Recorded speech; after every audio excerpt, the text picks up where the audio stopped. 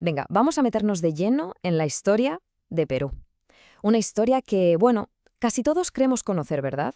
Pero que si te acercas un poco, revela cosas sorprendentes, cosas que ponen en jaque todo lo que siempre nos han contado.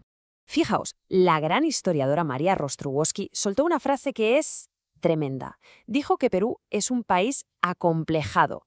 ¿Y con eso qué hacía? Pues apuntaba directamente al corazón, a una herida muy profunda en la identidad del país, a esa sensación de trauma histórico que lo ha marcado durante siglos. Claro, esto nos obliga a plantearnos algo muy gordo. ¿Y si toda esa historia que nos define, esa narrativa de derrota, de opresión, y si en el fondo fuera un gigantesco malentendido? Bueno, pues vamos al lío. Empecemos por el principio, por ese momento clave, el del contacto. La historia oficial siempre nos lo ha vendido como una invasión, sin más. Pero la realidad es infinitamente más compleja. Tenemos en la cabeza esa imagen de película, ¿no? Unos 180 españoles que de la nada derrotan un imperio de 10 millones de personas. Suena épico, pero es un mito. La realidad es mucho más interesante. Fue más bien un cambio de poder brutal dentro de un mundo andino que ya estaba, que estaba roto por dentro. Es que los españoles no estaban solos, ni mucho menos. Actuaron como la chispa que prende la pólvora. Desataron una rebelión a escala masiva. Imaginaos, naciones enteras como los huancas, los chachapoyas, los cañaris, vieron en estos recién llegados la oportunidad de oro para librarse del dominio inca. Y es que, ojo, esto es crucial. Mucho antes de que Pizarro y los suyos aparecieran en el mapa, el Tahuantinsuyo, el imperio inca, se estaba desangrando. Estaba inmerso en una guerra civil salvaje entre dos hermanos que luchaban por el trono.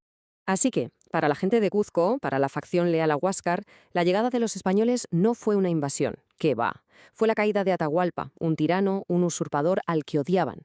Su muerte no solo no se lamentó, sino que se celebró en las calles. Lo vieron como justicia divina. Vale, con el incanato desmoronado, ¿qué vino después? Pues no vino un vacío, no vino la oscuridad. Todo lo contrario. Durante los siguientes 300 años de esa alianza tan compleja, nació algo completamente nuevo. Una civilización hispanoandina, vibrante, funcional y única. Para entender esto hay que quitarse de la cabeza la palabra colonia. No funciona aquí. El Imperio Español era otra cosa, era una monarquía compuesta. ¿Qué significa eso? Pues que era como un puzzle de reinos, todos bajo el mismo rey, pero cada uno con sus propias leyes, su propia identidad y su propio estatus. Y no es una forma de hablar. Perú fue reconocido como un reino de pleno derecho. Estaba al mismo nivel que, por ejemplo, el reino de Aragón o el de Nápoles. De hecho, su escudo de armas se exhibía en Madrid, ahí, codo con los de los reinos europeos. Y la jugada para dar continuidad fue magistral. El propio rey, Carlos V, se nombró a sí mismo el 15º rey del Perú. Fijaos qué movimiento no se presentaba como el destructor de los incas, sino como su legítimo sucesor. ¿Y la élite inca qué pasó con ella? Pues lejos de ser aniquilada, prosperó. Vaya si próspero. Los curacas, los nobles, mantuvieron su poder, sus tierras, su riqueza, negociaban de tú a tú con la corona en Madrid y hasta crearon nuevos escudos de armas que mezclaban sus símbolos incas con los españoles. Una pasada. De hecho, para que nos hagamos una idea, un noble inca tenía por ley más estatus y más privilegios que un español de a pie que hubiera cruzado el océano para buscarse la vida. Así que, edad oscura. Para nada, aquello fue una explosión de creatividad y de vida. Se fundó la primera universidad de toda América, la de San Marcos. Nació un arte espectacular y único, el barroco andino. Y la economía, con centros como Potosí, era tan potente que financiaba la economía de todo el planeta. Fue sin duda una síntesis cultural potentísima. Entonces, la pregunta es obvia. Si este sistema, con sus más y sus menos, funcionaba y era estable, ¿qué fue lo que lo rompió? Pues, y aquí viene la gran paradoja, la respuesta es la llegada de la República. Y es que la guerra de independencia no fue lo que nos contaron, no fue un peruanos contra españoles, fue sobre todo una guerra civil, de peruanos contra peruanos. El dato es demoledor.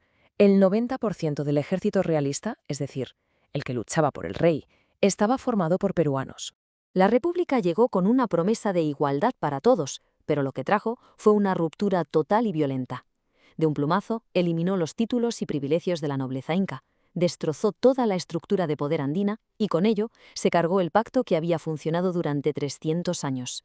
Y esa es la paradoja más cruel de todas. El sistema, que en teoría venía a traer la igualdad, lo que hizo en realidad fue crear la brecha social, la fractura profunda que llega hasta el Perú de hoy. Vale, después de todo este viaje, la pregunta es, ¿y ahora qué? ¿Qué hacemos con esta versión de la historia? Pues la clave parece estar en reconciliarnos con todas estas piezas, en construir una identidad que no reniegue de ninguna de sus partes. Hay un pensador, Víctor Andrés Belaúnde, que lo explicó de maravilla. Decía que la peruanidad, la esencia de ser peruano, no es tener que elegir entre ser andino o ser hispánico. Es la mezcla, la síntesis viva de ambas cosas.